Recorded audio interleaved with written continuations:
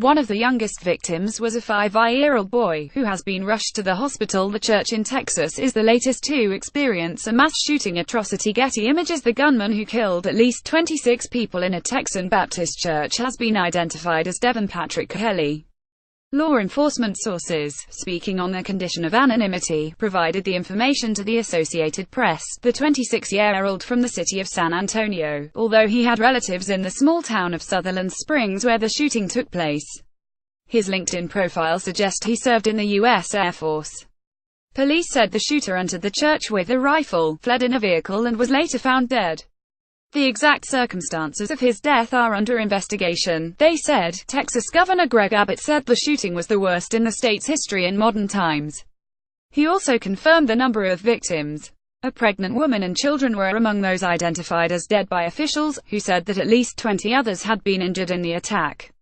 Officials said that they were investigating social media accounts of Kelly, and indicated that he had been pictured on at least one online platform with an assault-style rifle resembling an AR-15. He went there, he walked in, started shooting people and then took off to Guadalupe County, Representative Henry Cuellar, of Texas, told the New York Times. Mr. Cuellar said the gunman came from Comal County, which is located northeast of San Antonio. Sutherland Springs' population is in the low hundreds, with just 362 people living there according to the 2000 census.